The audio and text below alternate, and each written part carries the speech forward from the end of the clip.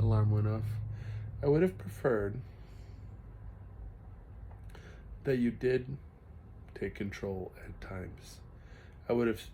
It would have saved me and people I care about a lot of pain.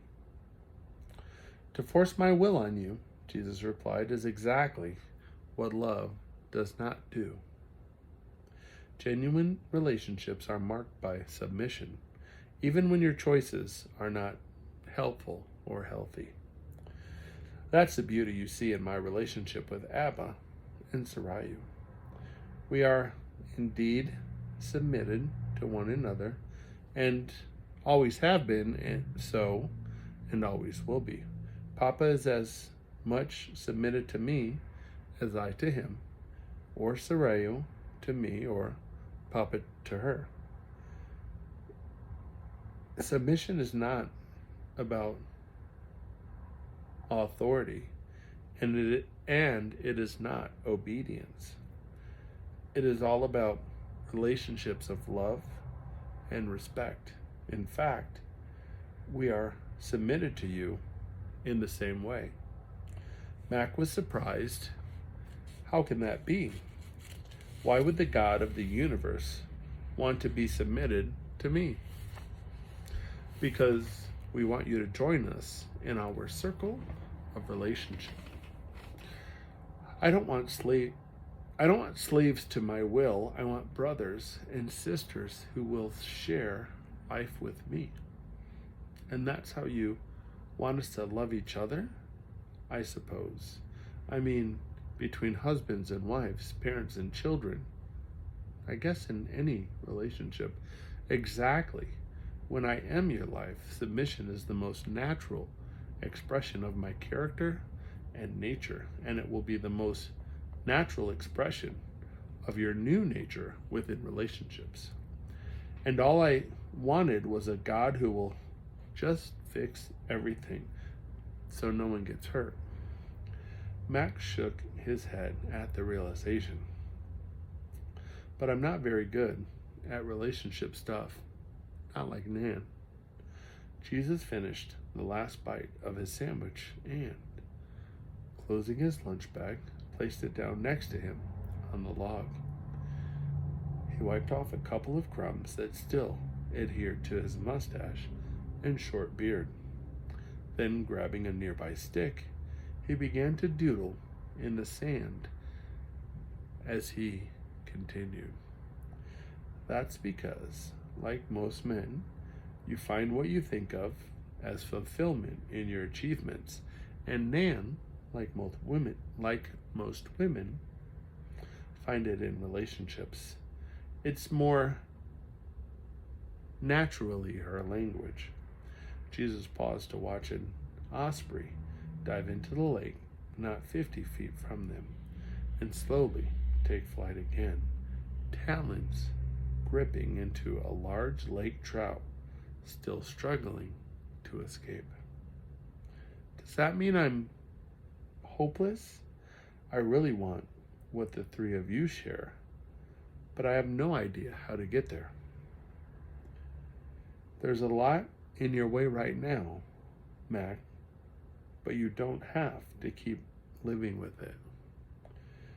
I know that's truer now that Missy's gone, but it has never been easy for me. You're not just dealing with Missy's murder. There's a larger twisting that makes sharing life with us difficult. The world is broken because in Eden, you abandoned relationship with us to assert your own independence. Most men have expressed it by turning to the work of their hands and the sweat of their brow to find their identity, value, and security. By choosing to declare what's good and evil, you seek to determine your own destiny. It was this turning that has caused so much pain. Jesus braced himself with the stick to stand and paused while Mac finished his last bite and stood to join him. Together, they begin walking along the lakeshore. But that isn't all. The woman's desire, and the word is actually her turning. So the woman's turning was not to the works of her hands, but to the man, and his response was to rule over her, to take power over her, to become the ruler. Before the choosing, she found her identity, her security, and her understanding of good and evil only in me, as did man. No wonder I feel like a failure with Nan. I can't seem to be that for her. You weren't made to be, and in trying, you'll only be playing God. Mac reached down, picked up a flat stone, and skipped it across the lake. Is there any way out of this? It is so simple, but never easy for you. By returning, by turning back to me, by giving up your ways of power and manipulation, and just come back to me. Jesus sounded like he was pleading. Women, in general, will find it difficult to turn from a man and stop demanding that he meets their needs, provides security, and protects their identity, and return to me. Men, in general, find it very hard, to turn from the works of their hands, their own quests for power and security and significance, and return to me. I've always wondered why men have been in charge, Mac pondered. Males seem to be the cause of so much of the pain in the world. They account for most of the crime, and many of those are perpetrated against women. And he paused. Children. Women, Jesus continued as he picked up a stone and skipped it, turn from us to another relationship, while men turn to themselves and the ground. The world, in many ways, would be a much calmer and gentler place if women ruled. There would have been far fewer children sacrificed to the gods of greed and power. Then they would have fulfilled that role better. Better, maybe, but it still wouldn't have been enough. Power in the hands of independent humans, be they men or women, does corrupt. Mac, don't you see how filling roles is the opposite of relationship? We want male and female to be counterparts, face-to-face equals, each unique and different, distinctive in gender, but completely and each empowered uniquely by Sarayu, from whom all true power and authority originates. Remember, I am not about performance and fitting into man-made structures. I'm about being.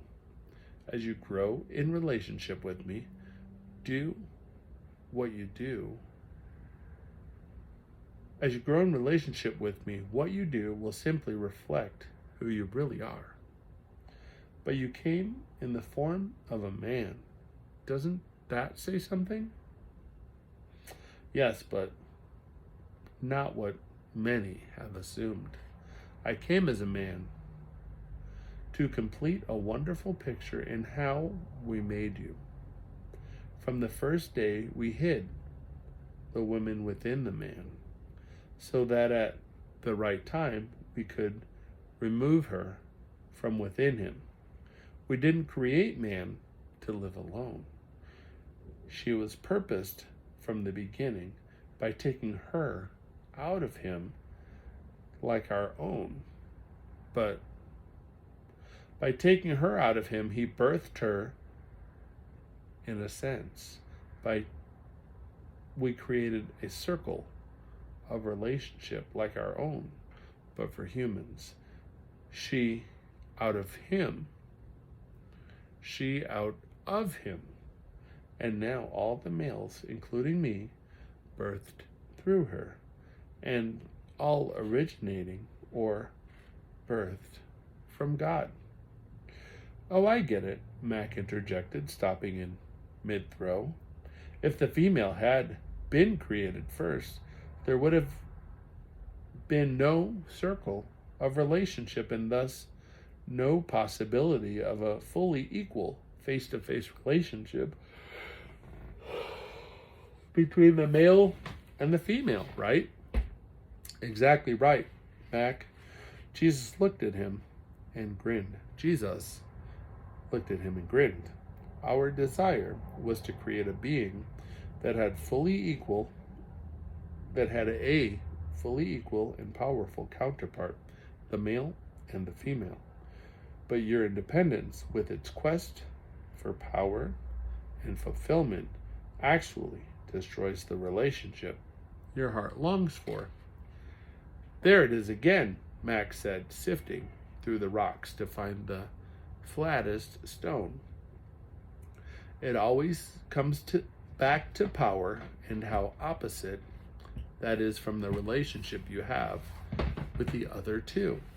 I'd love to experience that with you and with Nan. That's why we're here. I wish she were too. Oh, what could have been, Jesus mused. Mac had no idea what he meant.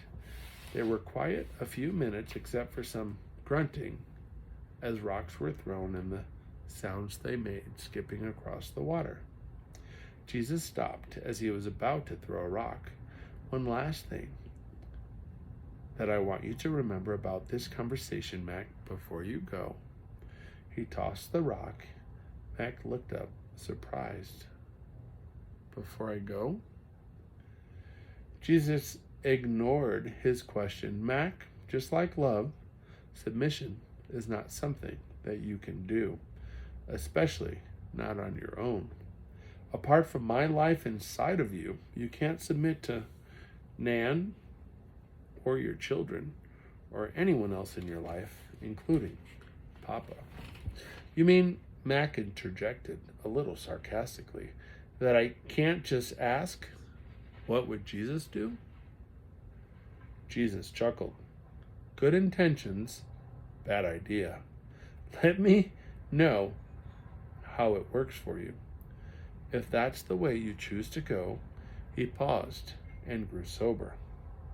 Seriously, my life was not meant to be an example to copy. Being my follower is not trying to be like Jesus. It means for your independence to be killed.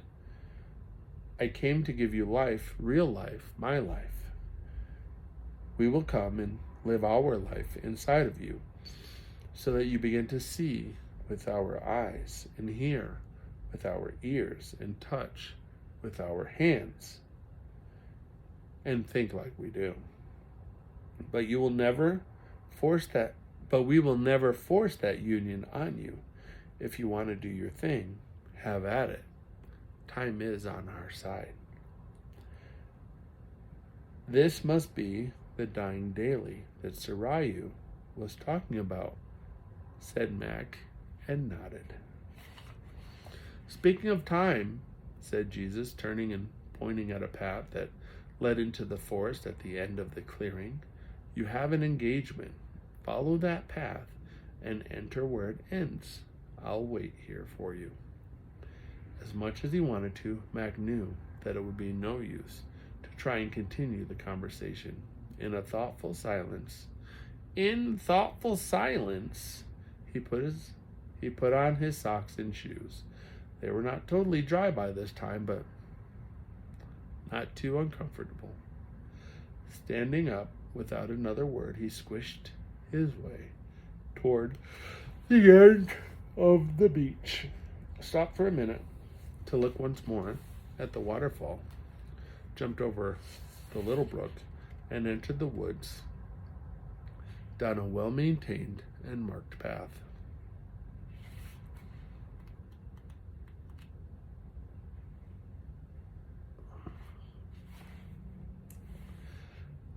Chapter 10 is fini.